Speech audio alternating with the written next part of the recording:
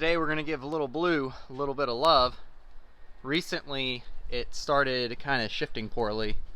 Of course, you guys who follow the channel know the rear diff is a little bit on the fritz, but when I looked down here and checked the dipstick for the transmission, I noticed the dipstick was actually a little bit loose and the transmission had worn an edge into the dipstick here, which I don't think can be good in any way, shape, and form. So what we're gonna do is do a set of drain and fills and kind of see what we can figure out about the fluid down there. I'm gonna start with an oil change first because it's due, but let's see what we can figure out. I do have some drips. We've got a rack and pinion leak. Got a little bit of oil at the bottom, the oil pan there as well. This vehicle has 198,000 miles. It's the youngest, or by mileage, it's got the lowest mileage of all three of our Hondas. But overall, it's still hanging in there. If we can get this transmission shifting a little bit more consistently. It actually hasn't really been too bad. It was just enough to notice and build up the courage to actually do the drain and fill. I'd been just kind of putting it off, but we'll get to see what condition the fluid's in here in a little bit. Now, of course, one of the first things I notice working underneath the CRV here is how much lower it is to the ground than the Pilot. I can fit under the Pilot, no problem at all. But CRV here,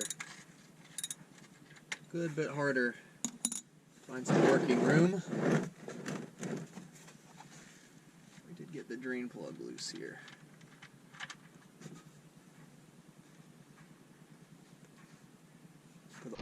Now, for those of you who don't know, Honda put the oil filter for these guys in a really strange place. If I go underneath this air intake manifold, turn you upside down, you should see it just chilling down there. The first time I took that filter off on this car when I first got it and I was fixing it up, boy was it tough to get off of there. It's a very awkward angle to turn, but I made sure to just hand tighten it this time, so it should come off pretty easy here. Yeah, it's just a very awkward place. You can't get a good, maybe it's because I'm left-handed. Maybe you righties have an easier time with this location. This seems a little bit unconventional, but hey,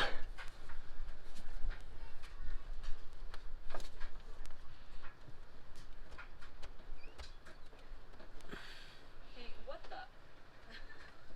are you doing? Got it. What are you doing?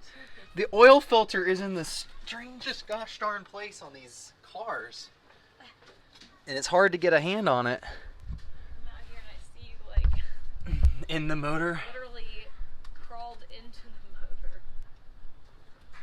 Alright, now I'm going to check below, make sure that this is about to be caught by the oil pan.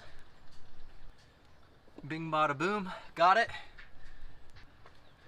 On one of my recent oil changes with the Pilot, actually probably it was like 4 years ago at this point, I was just so in the routine of putting these filters on, I didn't even think to check for this gasket, and the old gasket had actually gotten stuck onto the mating surface, and so I put the new filter on and we drove pretty good ways. It wasn't leaking really fast, but it was definitely leaking faster than, you know, at a concerning rate, and I had to do a whole oil change again just to get the filter off and get that gasket off. So always make sure you check the old filter and make sure that gasket's on there.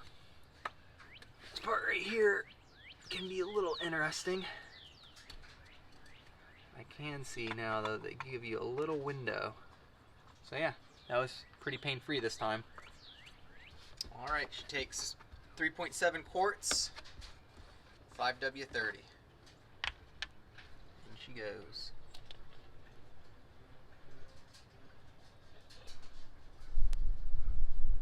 So I got my little mini adjustable breaker bar here.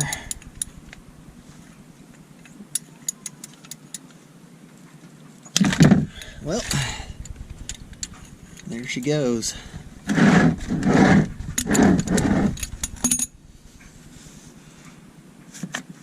Let's see what color this is.